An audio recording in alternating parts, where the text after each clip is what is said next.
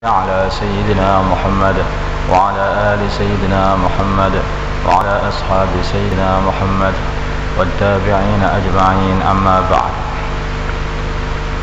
Hadirin yang dimuliakan Allah Subhanahu wa taala. Kehidupan di dunia ini adalah kehidupan yang sangat-sangat berharga bagi orang yang paham bahwa sesungguhnya kehidupan di dunia ini yang tidak panjang inilah yang akan menentukan kehidupan kita selama-lamanya nanti di akhirat. Kita sukses di dunia ini artinya mendapat ridha Allah, maka di akhirat pun kita akan mendapatkan ridha Allah. Kita tidak lulus di dunia ini artinya kita tidak mampu untuk melaksanakan ujian-ujian ini, maka kita tidak mendapatkan ridha Allah, dan di akhirat pun juga tidak akan mendapatkan ridhonya Allah Subhanahu wa taala. Hadirin, baru generasi kedua setelah Nabiullah Adam alaihi salatu wassalam, maka putranya Nabi Adam ini telah mulai ada yang tidak lulus di dalam ujian, yaitu Qabil. Yang mana ceritanya mungkin semua orang Islam sudah tahu. Ceritanya adalah ketika Allah Subhanahu wa taala menguji dua orang anaknya Nabi Adam alaihi salatu wassalam,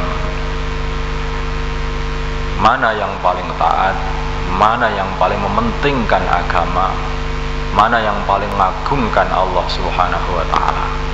Diuji seperti itu.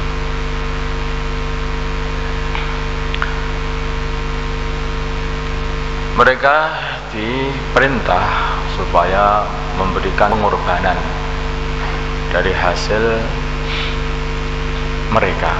Yang satunya adalah peternak, yang satunya adalah petani. Yang peternak namanya Habil, yang Pak Tani ini adalah Qabil namanya. Si Habil peternak ini ketika diperintah untuk berkorban untuk Allah Subhanahu wa taala, Habil telah memilihkan dari binatang ternaknya, yaitu kambing yang paling gemuk, yang paling besar, yang paling sempurna. Ini untuk Allah, ini untuk korban Allah Subhanahu wa taala, maka aku pilihkan yang terbaik dari kambing-kambingku yang ada ini. Yang satunya ini, petani ini berpikir, wong ndak untuk korban saja, maka dicarikan saja yang hasil pertanian yang buruk-buruk saja. Telo buleng, gabah gabuk, kira-kira mana yang tidak, kiranya dia tidak membutuhkan, maka dibuat untuk korban. Kalau di dalam Al-Quran, dalam tanalul birra hatta tunfiqu mimma tuhibbun, kamu tidak akan mendapatkan kebaikan sehingga kamu menginfakkan apa yang kamu cintai. Yang dia sudah tidak butuh dikorbankan. Ini pemikirannya si Qabil tadi. Hadirin yang dimuliakan Allah Subhanahu wa taala, Allah ini adalah Ghayur, Maha Pencemburu. Tidak bisa Allah Subhanahu wa taala ini diperlakukan seperti itu. Maka Allah terima yang benar-benar mengagungkan Allah, yaitu korbannya Habil, dan Allah tolak korbannya Qabil. Maka hadirin yang dimuliakan Allah Subhanahu wa taala, begitu selesai dan Qabil menunggu korbannya tidak diangkat ke langit, sedangkan korbannya Habil sudah diangkat ke langit, maka datang rasa dengki di dalam hatinya Qabil. Ini gara-gara saudaraku Habil inilah, maka akhirnya aku kalah. Seumpama tidak ada saingan yang seperti ini, maka tentu saja aku akan menang nanti. Maka hadirin yang dimuliakan Allah Subhanahu wa taala, akhirnya kesempatan ini juga dimanfaatkan pula oleh iblis, yaitu satu makhluk yang pernah mengeluarkan bapaknya Nabi Adam alaihissalam dan ibunya Hawa dari surganya Allah Subhanahu wa taala. Ditipu Nabi Adam bahwa supaya Nabi Adam ini makan buah yang dilarang oleh Allah. Iblis berkata kepada Nabi Adam bahwa manahakuma rabbuma an tilkuma syajarati illa an takuna malakaini aw takuna minal khalidin. Kalau kamu makan buah ini, nanti kamu itu akan jadi kekal malahan di surga ini, dan kamu akan menjadi malaikat. Maka Nabi Adam alaihissalam adalah orang yang soleh dan tidak mengerti satu kejahatan pun, tidak pernah. Beliau ngerti, taunya ya semua hamba Allah yang diciptakan Allah itu ya mesti taat kepada Allah, takut kepada Allah. Karena iblis ini ketika berkata dengan bersumpah, wa qasamahuma inni lakuma laminan nasihin, bersumpah bahwa sungguh aku ini orang yang bernasihat saja. Maka Nabi Adam alaihissalam ini akhirnya makan dari pohon yang tadi, pohon khuldi. Maka akhirnya hadirin yang dimuliakan Allah Subhanahu wa taala, ternyata apa yang dikatakan iblis itu salah. Ternyata iblis telah berbohong. Maka semua perhiasan pakaian yang dipakai Nabi Adam telah hilang semuanya, karena pakainya ahli surga ini adalah hasil dari takwa.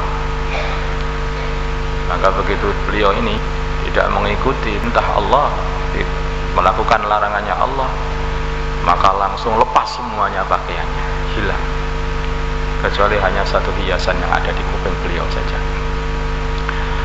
Maka beliau hanya mengatakan, aku tidak mengira ada hamba Allah berbohong atas nama Allah. Aku tidak mengira ada hamba Allah yang berbohong atas nama Allah. Ini iblis, ini hamba Allah, tetapi kok berani berbohong atas nama Allah. Karena Nabi Adam tergiur, dia mengatakan kamu akan kekal di surga, padahal surga ini adalah tempatnya orang-orang yang diridhai Allah. Artinya kalau kekal di surga berarti akan kekal mendapat ridha Allah Subhanahu wa taala. Sewenang Nabi Adam. Nah, kalau diridhai Gusti Allah terus-terusan ya seneng aku. Atau jadi para malaikat, jadi malaikat, sedangkan malaikatnya adalah hamba yang tidak berdosa. La ya'sunallaha ma amarahum wa yaf'aluna ma yu'marun. Malaikat ini selalu taat kepada Allah Subhanahu wa taala. Nah, kalau aku dijadikan orang yang taat, ya senang teman kalau begitu. Nah, maka hadirin yang dimuliakan Allah Subhanahu wa taala, walaupun kelihatannya baik, ternyata larangan Allah itu ya tetap larangan saja, jangan berubah. Allah mengatakan jangan makan ini, walaupun kita kelihatan ini baik. Seperti Barsis dulu seperti itu. Barsis pengen jadi orang yang hebat, tapi iblis memberi nasihat kepada Barsis. Barsis ini satu ulama, guru zaman dulu, yang murid-muridnya saja bisa terbang udara. Nah, apalagi gurunya terus dudeng sama ladeng gawat kaliwat liwat gampangnya itu hebat betul. Maka dia telah melihat satu muridnya, santri baru, yang sholat tanpa henti, yang ibadah terus tanpa makan. Ternyata iblis, dia nggak tahu. Maka ketika dia melihat muridnya seperti ini, maka dia berkata kepada si iblis, kepada orang itu, iblis. Dia tidak tahu kalau itu iblis. Bagaimana kamu bisa berbuat seperti itu? Ibadah terus tanpa henti dan tanpa makan, tanpa minum. Ini dulunya karena aku maksiat habis-habisan sehingga bisa taat habis-habisan. Nah, tertipu ini si Parsis ini. Nah, terus aku ini bagaimana supaya kayak seperti kamu? Berbuatlah maksiat, lakukanlah molimo, langsung akan membunuh, minum dan sebagainya. Maka hadirin yang dimuliakan Allah Subhanahu wa taala, maka kemaksiatan tidak akan mendatangkan kebaikan.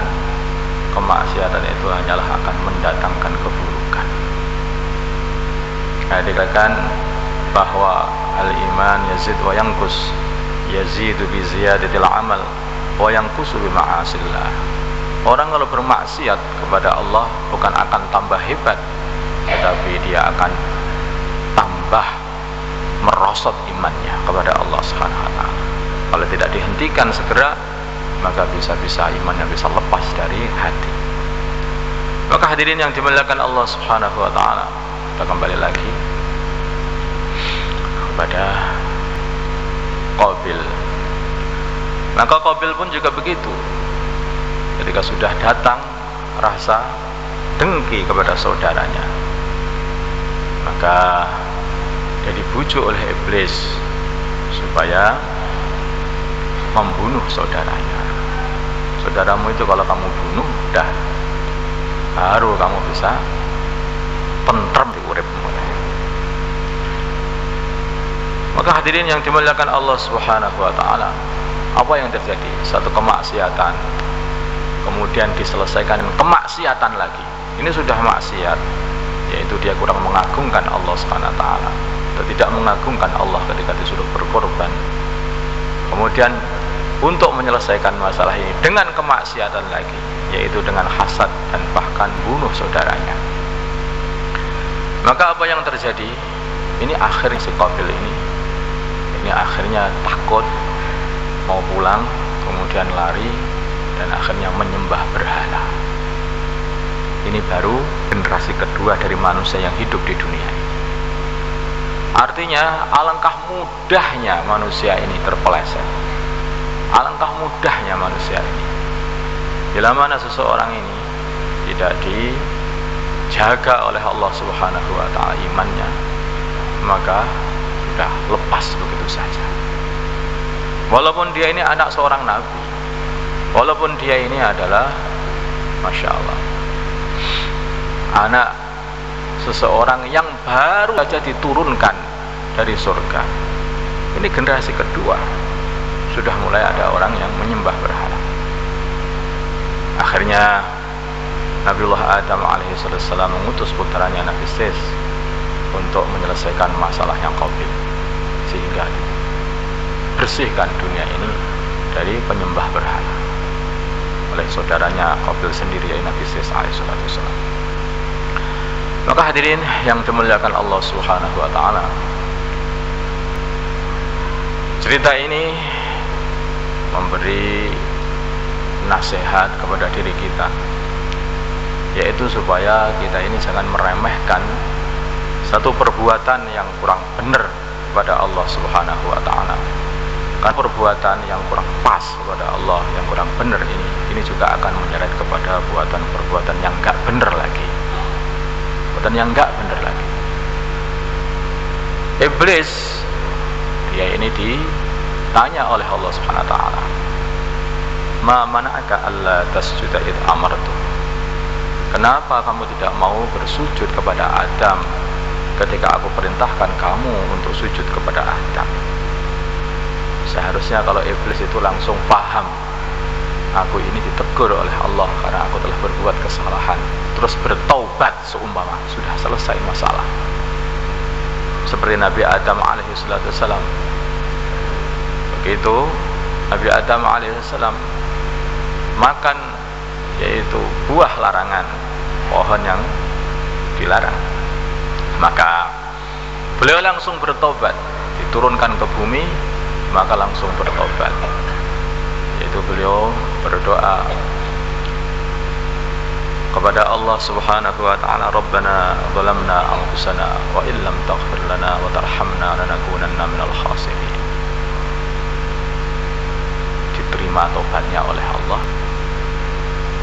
dan dijadikan nabinya Allah Subhanahu wa taala di dunia ini, di bumi. Maka hadirin yang dimuliakan Allah Subhanahu wa taala, iblis ditegur oleh Allah Subhanahu wa taala, kenapa kamu tidak mau sujud? Tapi dia malah menyombongkan diri. Anirum minhu khalaqtani min nar wa khalaqtahu min tin. Aku lebih baik daripada Adam. Sama kasusnya seperti Qabil dan iblis ini, yaitu karena ada rasa dengki. Maka hadirin yang dimuliakan Allah Subhanahu wa taala, maka akhirnya si iblis ini tidak mendapatkan hidayah, sombong. Ini sombong, aku lebih baik daripada Adam. Kemaksiatan mau diselesaikan dengan kemaksiatan. Dia sudah membangkang, tidak mau sujud, kemudian dia menyombongkan diri di hadapan Allah Subhanahu wa taala. Maka hadirin yang dimuliakan Allah Subhanahu wa taala, akan datanglah kesengsaraan. Dia diusir dari kalangan para malaikat di langit atau dari surga, dari langit atau dari surga, turunkan ke bumi. Ya. Maka hadirin yang dimuliakan Allah Subhanahu wa taala, dia sudah dalam kondisi seperti ini, itu iblis ini tidak berhenti pada itu saja. Pengen menambahi kemaksiatan, dia pengen menyelesaikan masalahnya dengan kemaksiatan juga, karena ada kedengkian dalam hati. Gara-gara Adam aku diberikan kayak ini. Qala rabbi fa bima aghwaytani a'udanna lakum siratal mustaqim. Wahai Tuhanku, karena engkau mengusirku dari sini, maka aku akan goda seluruh anak Adam ini. Aku belokkan anak Adam ini dari jalanmu yang lurus, supaya mereka semua tersesat semuanya. Tambah lagi kemaksiatan lagi. Maka akhirnya walaupun iblis dikasih umur yang begitu panjang sampai hari kiamat, sampai nafhatul ula, tiupan sangkakala pertama kali, baru mati, masih hidup sampai sekarang. Hadirin, dia tidak mendapatkan hidayah untuk mau bertobat. Terus saja maksiat, tambah lagi maksiat lagi, tambah maksiat lagi. Padahal hidupnya bersama para malaikat, hidup bersama para malaikat di langit sana. Dia tahu bagaimana Allah menciptakan Nabi Adam alaihissalam, di mana saja tempat dia telah buat untuk beribadah kepada Allah, sehingga julukannya saja sajad, makhluk yang paling banyak sujudnya kepada Allah. Awalnya begitu. Maka hadirin yang dimuliakan Allah Subhanahu wa taala, terlunta-lunta sekarang iblis sampai sekarang, sampai akhirnya di dunia dia tidak mendapatkan ampunan, dan di akhirat dia ditempatkan di neraka yang paling bawah. Maka hadirin yang dimuliakan Allah Subhanahu wa taala, dalam keadaan seperti ini kita harus ambil hikmah. Ternyata satu keburukan ini kalau tidak segera ditambal dengan kebaikan, maka akan menggeret keburukan-keburukan yang lain. Itulah maka baginda Nabi Muhammad SAW berpesan kepada salah satu sahabatnya, Sayyidina Mu'adz bin Jabal. Di antara pesan beliau ini adalah supaya kalau mengamalkan satu keburukan, maka hanya diikuti dengan kebaikan, maka kebaikan itu akan menghapus dosa atau keburukan yang diamalkan. Segera amalkan agar amal kebaikan. Tapi jangan sampai ada terasa dalam hati, aku tidak pernah amal keburukan, maka tidak perlu aku hapus. Hadirin yang dimuliakan Allah Subhanahu wa taala, yang merasa paling bersih itu kadang-kadang yang paling kotor. Seperti udik-udik telek itu. Perasaannya bersih tadi di dalam lek itu pun, maka dia hidup di situ. Itu tempat yang paling enak ya di sini. Seperti udik-udik telek ini kok. Perasaannya enak sama dengan itu. Maka hadirin yang dimuliakan Allah Subhanahu wa taala, Kemudian bagaimana kita ini harus tahu bahwa ini adalah satu perkara yang baik dan ini perkara yang buruk. Kondisi kita ini juga akan berpengaruh. Kalau kita hidup di tempat yang buruk, maka kita akan merasakan bahwa keburukan itu adalah satu keburukan. Sebaliknya, kalau kita ini hidup di tempat yang baik, maka kita akan merasakan bahwa keburukan itu adalah keburukan. Seseorang yang dia ini peternak ayam, pertama kali dia masuk di kandang ayam, maka dia akan merasakan bahwa ini bau tai ayam ini betul-betul sangat mengganggu hidungnya. Dia betul-betul risau baunya, sehingga mau masuk kandang ayam dia tutup hidungnya, ditutup hidungnya. Dan bukan hanya itu saja, dia risau pula kalau ini bau tai ayam ini mengganggu tetangganya. Dia risau, maka dibuat kandang ayam di sawah jauh. Ini tetapi kalau nanti dia itu sudah lama di situ di kandang ayam, lama kelamaan bau tai ayam begitu tidak sedap itu, baunya seperti minyak wangi. Telek lencung itu adalah coklat, nah, sudah enak semuanya. Ketika sudah ada rasa seperti itu, maka dia khawatir kalau tetangganya nanti kena baunya. Enggak, malah ayo lihat kandang ayam, semua suruh lihat semuanya, enak ini, seger ini. Nah, maka hadirin yang dimuliakan Allah Subhanahu wa taala, demikian juga kalau orang itu sudah bergelimang di dalam satu kemaksiatan, maka lama-kelamaan dia jadi tumpul, hidungnya itu tumpul, tidak bisa membau bahwa ini ada satu kemaksiatan, bahkan rasanya enak saja, dan tidak merasa bahwa kemaksiatan yang dibuat itu mengganggu kanan dan kirinya, bahkan mengajak orang-orang untuk bersama-sama yaitu melakukan kemaksiatan. Maka hadirin yang dimuliakan Allah Subhanahu wa taala, mesti seumpama orang ini pengen normal kembali hidungnya, tentu saja dia ini harus meninggalkan kandang ayam tadi sampai beberapa lama begitu, sehingga ketika normal baru paham, oh ternyata ini baunya tidak enak, oh ternyata ini mengganggu tetangga saya. Nah, demikian juga begitu, kita ini terus bergelimbang dalam kemaksiatan, kanan maksiat, kiri maksiat, depan maksiat, belakang maksiat, mana-mana kemaksiatan, sehingga kita dianggap biasa saja. Bahkan kadang-kadang kemaksiatan itu dikantongi kemana-mana, kadang-kadang, sehingga tidak terasa. Maka hadirin yang dimuliakan Allah Subhanahu wa taala, dalam keadaan seperti ini dia tidak bisa membedakan.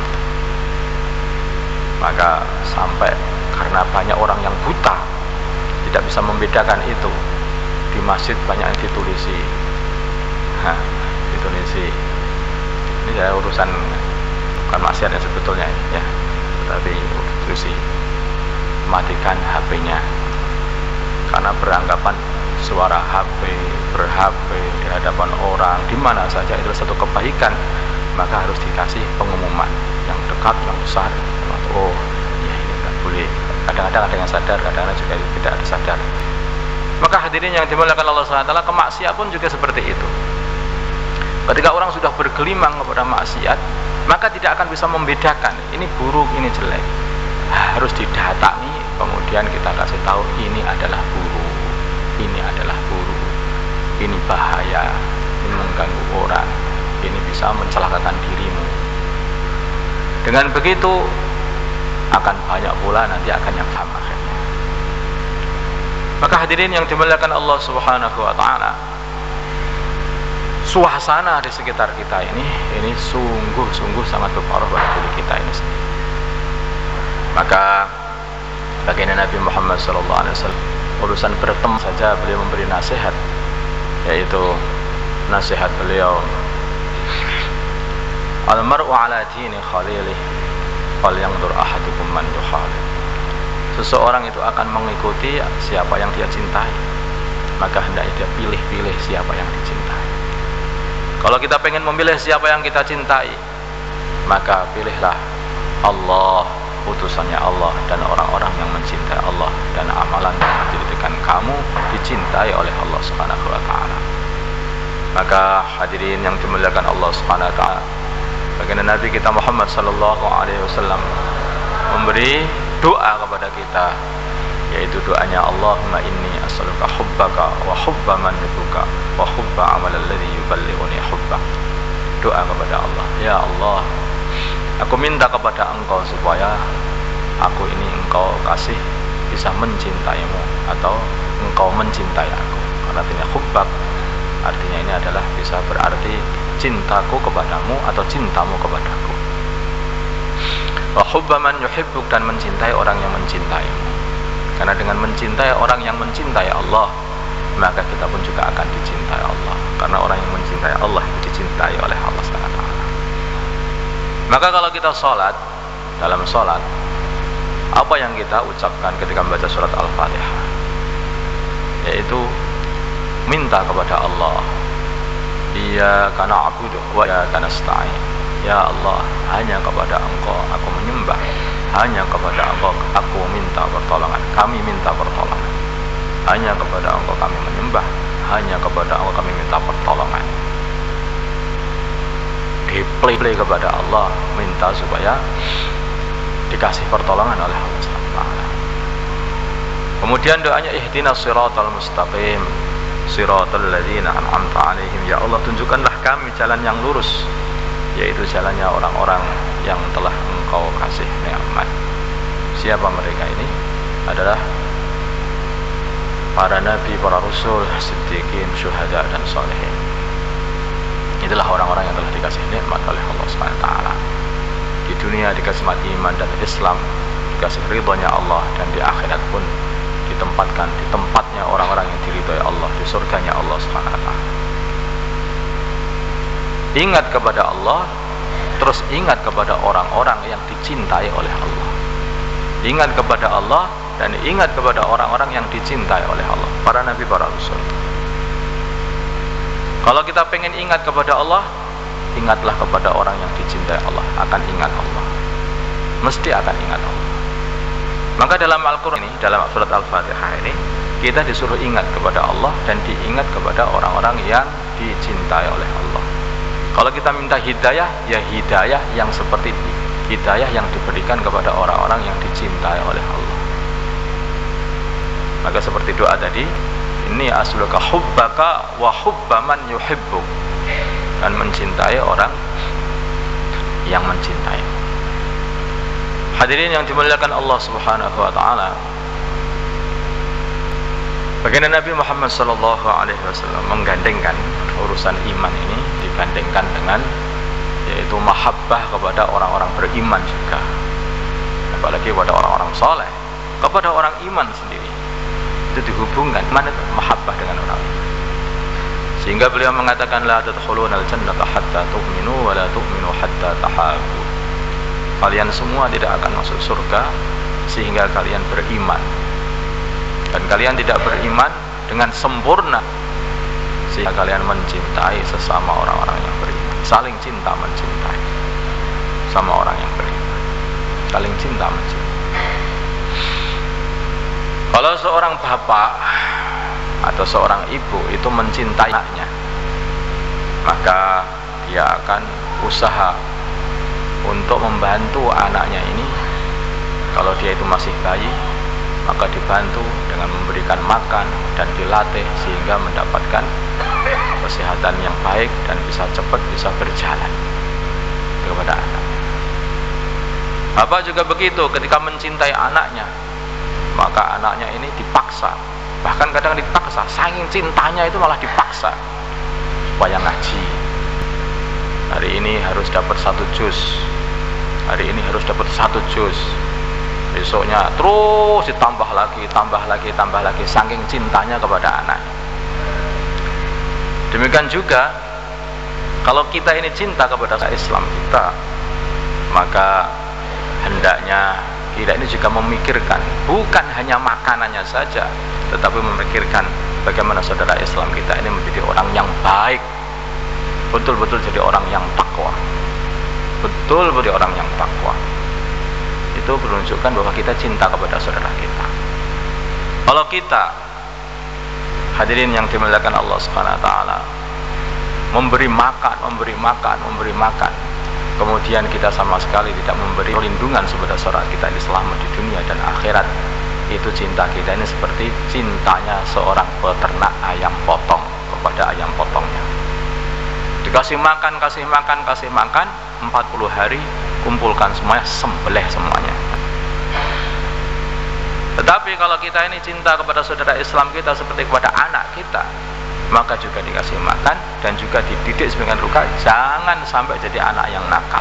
Ini cinta yang betul, gawat betul. Maka inilah cinta. Maka wala tu'minu hatta tahabu, saling cinta mencintai. Hasilnya apa? Hasilnya nanti ada di sini ini.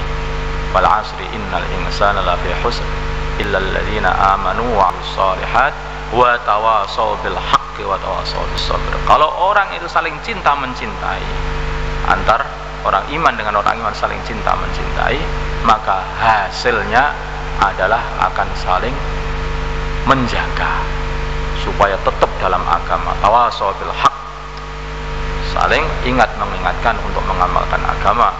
Tawashaw bis sabr, saling ingat mengingatkan untuk menyabar-nyabarkan diri di amal agama. Begitu, Masya Allah, karena kita mencintai saudara kita. Maka hadirin yang dimuliakan Allah Subhanahu wa ta'ala, seorang ibu kalau mencintai anaknya, mesti walaupun kadang-kadang anaknya itu berlaku kurang sopan kepada ibunya atau orang bayi, ketika bayi dikeni, diberai, dan kadang-kadang kalau sudah mulai besar itu dikasih tahu malah lari-lari, dan kadang-kadang juga kepalanya ibunya juga dipukul-pukul juga oleh anak yang masih kecil itu.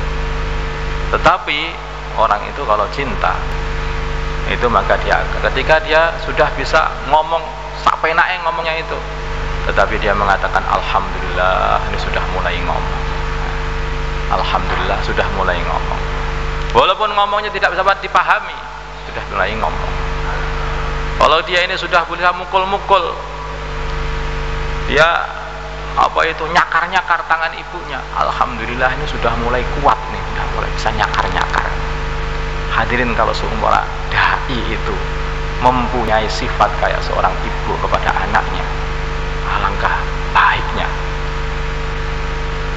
Maka hadirin, bila mana ada orang yang didakwahi, kemudian ketika diajak dia diam saja, melihat saja, kemudian kita berkata alhamdulillah saya sudah dilihat, seperti halnya ibu ketika anak sudah bisa melihat, maka alhamdulillah ini bisa melihat, sudah mulai melihat, seneng gitu. Nah, ketika nanti udah mulai marah, ya, yaitu mulai marah,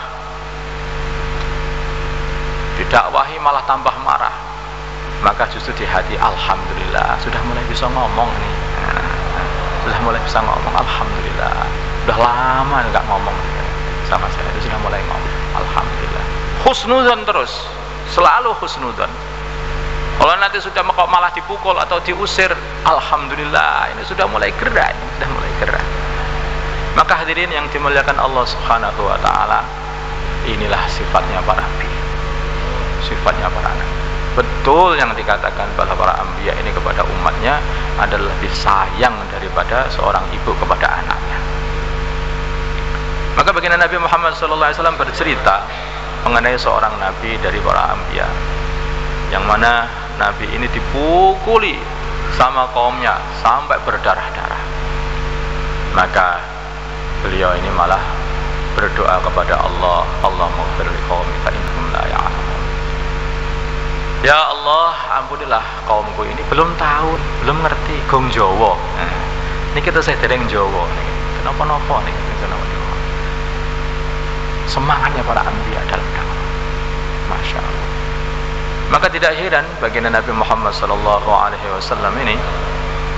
ini umatnya ini berbondong-bondong untuk mengikuti baginda Nabi Muhammad SAW.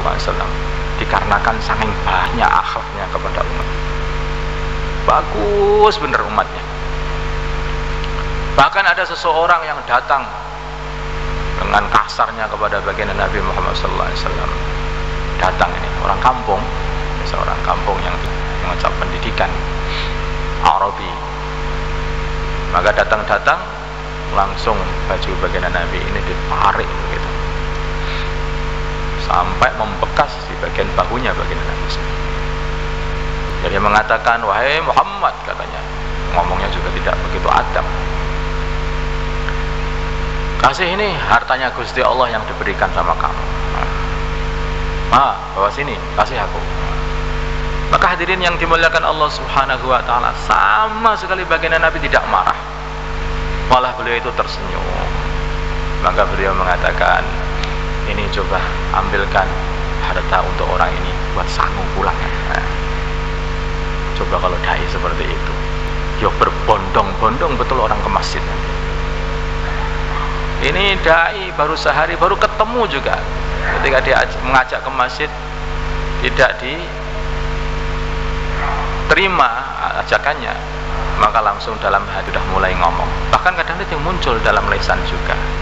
Kelihatannya orang ini memang orang yang sudah diciptakan Allah untuk api neraka. Ini baik apa ini seperti ini? Ini dai putus asa namanya. Ini belum berangkat sudah putus asa. Sebaliknya kalau kita ini sayang betul, tidak ada mungkin seperti itu. Tidak ada ibu mengatakan ini anak saya kelihatannya mau jadi bajingan, ini nggak ada. Walaupun anak itu sudah nyakar-nyakar, alhamdulillah ini bekerja keras nanti. Bekerja keras. Kalau dia ngomong buahnya elek-elek, bahkan itu alhamdulillah nanti ini ngajinya lancar nanti malah. Jadi sampai para ulama mengatakan bahwa senjanya dai itu adalah husnudzon, bersangka baik. Senjata dai itu bersangka baik. Itulah yang membuat kebaikan-kebaikan datang. Maka hadirin yang dimuliakan Allah Subhanahu wa taala, istilahnya orang sekarang itu orang itu yang optimis katanya. Orang itu apa aja itu perkara itu optimis. Ini urusan dakwah, urusan dunia pun juga sama saja. Ketika seseorang tidak pernah merasa optimis di dalam kerjanya, maka tidak akan berhasil dalam kerja apapun. Kerja apapun. Orang jualan keripik, singkong, tapi betul-betul dia optimis. Wah, maka keripiknya itu bisa berlaku seluruh Indonesia nanti. Orang hanya geluan kresek saja itu, tas kresek itu. Tapi dia ini telah menjual tas kresek ke seluruh dunia. Karena sungguh-sungguh dia tekuni, sungguh-sungguh dan optimis dengan kerjaku ini akan datang satu kebaikan, kekayaan. Ini orang di dunia pun juga seperti itu. Tetapi kerja dunia hari ini mencoba untuk jualan singkong, kelihatannya aku nggak cocok. Besoknya jualan getuk, kelihatannya agak cocok. Besoknya empek, besoknya jadi bengkel, besoknya lagi terus. Ini gak jadi, ini sampai tua itu gak jadi. Demikian juga kalau dai itu seperti itu. Kalau orang kerja agama ini, kemudian sebentar sudah putus asa lagi, sebentar ganti lagi, putus asa. Yang seperti ini tidak akan mendapatkan apa-apa nanti. Maka hadirin yang dimuliakan Allah Subhanahu wa taala, 950 tahun Nabi Nuh alaihi salatu wassalam berdakwah. Coba 950 tahun, umur beliau 1000 tahun, mulai berdakwah umur 50 tahun. Maka hadirin yang dimuliakan Allah Subhanahu wa taala, hari-hari kita ini coba itu, coba ini, coba itu. Hasilnya bukan kok terus banyak diuji oleh Allah Subhanahu wa taala. Hanya dikasih setelah 950 tahun, hanya dikasih 80 orang saja yang ikut Nabi Nuh alaihissalam. Nabi Nuh berhasil atau tidak? Ini keberhasilan juga. Karena hakikatnya dakwah itu kerja kepada Allah. Kita mengamalkan dan kita mengikuti arahan Allah Subhanahu wa taala, berarti kita berhasil. Walaupun mungkin ya tidak ada seorang pun yang mengikuti atau hanya satu pun. Kalau kita baca kisahnya Nabi Ibrahim alaihissalam, maka Nabi Ibrahim pernah berkata kepada istrinya, wahai istriku Sarah, sungguhnya di dunia ini tidak ada orang yang beriman kecuali kita berdua. Berdakwah kemana-mana yang beriman hanya berdua, Nabi Ibrahim dan istrinya. Kemudian fa'amana lahu Lut, tambah satu orang keponakannya, Nabi Lut alaihissalam, tambah satu orang. Nabi Ibrahim berhasil apa? Berhasil. Bahkan beliau dijadikan sebagai Abul Anbiya karena pengorbanan beliau yang begitu hebat. Sampai beliau dijanji oleh Allah Subhanahu wa taala. Karena banyaknya pengorbanan ini, dikasih janji oleh Allah Subhanahu wa taala, yaitu dijanjai mau dijadikan sebagai pimpinannya umat manusia. Inni ja'iluka lin-nasi imama. Nabi Ibrahim alaihissalam mengatakan, qala wa min dzurriyyati, ya Allah, dari anak cucuku juga jadikanlah sebagai bananya umat ini, umat manusia dalam mengamal agama. Maka hadirin yang dimuliakan Allah Subhanahu wa taala, Allah katakan, qala la yanalu ahdi adh-dhalimin. Dapat sebetulnya, tetapi yang zalim itu tidak akan mendapatkan janjinya Allah SWT. Maka hadirin yang dimuliakan Allah Subhanahu wa taala, lalu siapakah orang zalim itu? Siapa mereka ini?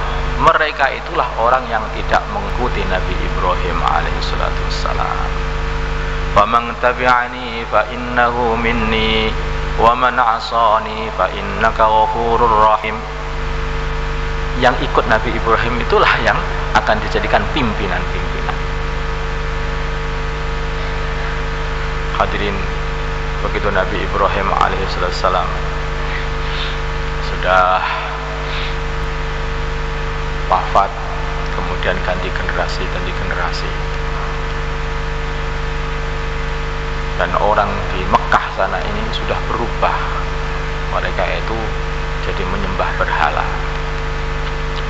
Tapi dulu Nabi Ibrahim pernah berdoa kepada Allah supaya dibangkitkan seorang utusan yang akan mendidik, mengajari agama orang-orang Mekah itu. Rabbana wab'ats fihim rasulan minhum yatlu 'alaihim ayat. Maka muncullah satu orang, yaitu baginda Nabi kita Muhammad sallallahu alaihi wasallam, yang beliau mengatakan, ana da'watu Ibrahim, aku ini adalah hasil doa Nabi Ibrahim alaihi salatu wassalam. Masya Allah. Maka begitu amalan Nabi Ibrahim alaihissalam diamalkan di orang di zaman akhir dari zamannya Nabi Ibrahim, ternyata barokahnya itu masih utuh, juga turun kepada orang zaman akhir baginda Nabi Muhammad SAW, walaupun jaraknya jauh sekali. Karena mengikuti Nabi Ibrahim alaihissalam, maka akhirnya juga dijadikanlah baginda Nabi Muhammad SAW sebagai pimpinan umat manusia, bahkan di seluruh dunia, bahkan sebagai Afdalul Anbiya, para nabi yang paling utama di antara para. Maka hadirin yang dimuliakan Allah Subhanahu wa taala, demikian juga sekarang zaman kita ini sudah jauh dengan zamannya baginda Nabi Muhammad SAW. Sudah jauh sekali. Sudah 1442 tahun buat dihitung dari hijrah. Maka hadirin yang dimuliakan Allah Subhanahu wa taala, kalau kita mengamalkan amalannya baginda Nabi Muhammad SAW di zaman yang sudah jauh dengan baginda Nabi ini, maka barokah yang diturunkan oleh Allah kepada baginda Nabi, dulu pernah diturunkan kepada baginda Nabi, itu pun juga akan diturunkan pada zaman akhir ini, kalau umat zaman akhir mengamalkan seperti amalannya baginda Nabi dulu. Maka betul apa yang dikatakan Imam Malik, la yuslihu amru hadhil ummah illa bima salaha bihi awwal. Umat ini tidak akan bisa diperbaiki kecuali dengan cara yang dulu. Pengen baik umat ini, ikuti seperti Nabi yang amalkan. maka umat akan jadi baik. Dulu umat rusak, bagaimana mengamalkan satu amalan, umat jadi baik. Kalau sekarang ini umat rusak, amalkan seperti amalan baginda Nabi, maka akan jadi baik lagi. Seperti dulu umat jadi baik ketika baginda Nabi mengamalkan amal, yaitu amalan agama. Hadirin yang dimuliakan Allah Subhanahu wa taala, dalam amalan agama ini, dalam agama ini, yang pertama kali banyak hilang adalah urusan akhlak. Urusan akhlak dan juga urusan memuliakan sesama orang Islam. Tentu saja kalau orang itu akhlaknya baik, mesti akan memuliakan orang Islam. Maka berakhlak yang baik itu mulai harus dipelajari lagi. Tetapi kita tidak akan bisa mendapatkan akhlak yang baik kecuali di tempat yang paling steril dunia ini, yaitu di masjid-masjidnya Allah Subhanahu wa taala. Mungkin kita bisa berakhlak atau memberi pelajaran akhlak yang baik pada diri kita dan kepada keluarga kita.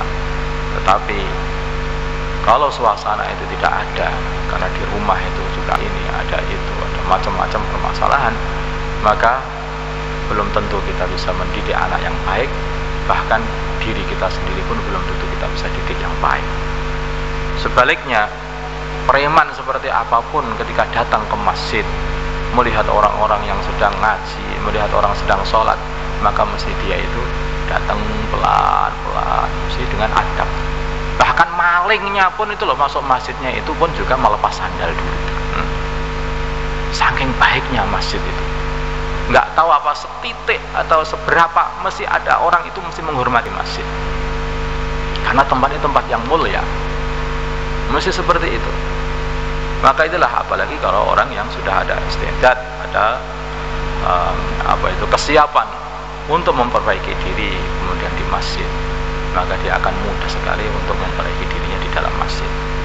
Kenapa ada i'tikaf? Rumah baginda Nabi adalah rumah yang terbaik, tetapi begitu datang 10 akhir Ramadan, maka baginda Nabi kita Muhammad SAW bertempat di masjid selama 10 hari. Bertempat di masjid, i'tikaf. Jungkung habis-habisan untuk beribadah di masjid. Tidak ada alasan orang yang mengatakan, saya itu kalau di masjid kurang khusyuk, kalau di rumah lebih khusyuk. Ya. Nggak ada seperti itu tuh, nggak ada. Kita ini kalau pengen jadi baik, jadi khusyuk, ya cara khusyuk yang seperti diajarkan baginda Nabi Muhammad SAW. Bisa menghadap betul kepada Allah, ya di masjid, i'tikaf. Maka hadirin yang dimuliakan Allah Subhanahu wa taala, dan baginda Nabi ini selalu 10 Ramadan selalu i'tikaf. Kalau kita bekerja, saya pernah ziarah satu tempat yang ketemu sama orang yang baca sawah itu. Maka saya tanya, ini kamu rumahnya dari mana Pak? Saya rumahnya jauh, bukan sini. Rumahnya mana? Rumahnya di daerah lain, dari kabupaten lain. Datang di sini apa? Mau kerja baca sawah. Ya, tidurnya di mana? Ya tidur di sini. Oh. Jadi karena pengen sungguh-sungguh mendapatkan hasil yang banyak, maka sampai membaca sawah, tidur di sawah. Tidur di sawah. Tempatnya kerja di mana? Di sawah. Tidurnya di mana? Ya di sawah. Makannya di mana? Makannya juga di sawah. Sholatnya di mana? Sholatnya juga di sawah. Maka hadirin yang dimuliakan Allah Subhanahu wa taala, kalau kita ini pengen mendekat kepada Allah, tempatnya di mana? Ya di masjidnya Allah Subhanahu wa taala. Maka semua di situ, di masjid. Hadirin, begitu kita seperti itu, nanti pulang-pulang sudah akan berubah, bercahaya. Betul-betul bercahaya, berubah. Nah, yang tidak normal akan menjadi normal. Hidung juga mulai normal, mata mulai normal, lisan mulai normal. Dulu hidungnya ini sudah tidak bisa tidak normal, sehingga tai ayam baunya seperti coklat, ya. Nah, sekarang sudah normal lagi. Tai ayam coklat, ya coklat, beda lagi. Nah, bisa. Matanya dulu tidak normal, melihat keburukan, semuanya jadi kebaikan. Begitu pulang-pulang berubah, sehingga oh ini buruk, ini baik, ini datang ke rumah, oh ini yang tidak baik, yang mana ini, dilihat, yang tidak baik disingkirkan, dan yang baik ditambahi. Kan berubah, mesti seperti itu. Maka hadirin yang dimuliakan Allah Subhanahu wa taala, langkah pertama untuk memperbaiki yaitu diri kita ini adalah bagaimana kita ini yaitu di masjid. Nah, kita ini di masjid. Di masjid untuk beberapa hari supaya menormalkan hidung kita ini. Supaya nanti kita bisa paham ini kebaikan atau ini keburukan. Bisa paham. Begitu kita datang kebaikan, begitu kita mendapati kebaikan, maka kita amalkan. Begitu kita mendapati itu adalah keburukan, maka kita tinggalkan. Maka di antara doa adalah, ya Allah, tunjukkanlah aku kebaikan dan aku bisa mengamalkannya, dan tunjukkanlah keburukan dan aku bisa menjauhinya. Maka hadirin, siapa di antaranya yang siap untuk menormalkan dirinya, memperbaiki diri dengan beriktikaf di masjid, maka silahkan.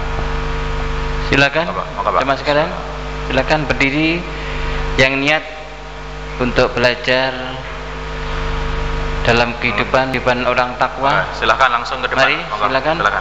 Dalam suasana yang terbaik di masjid, silakan berdiri dan bergerak ke depan, Pak. Berdiri bergerak ke depan untuk daftar 40 hari 4 bulan 40 hari. Silahkan. Atau berapa hari saja silakan. Berapa hari saja juga boleh. Maka silakan, Pak. Silakan.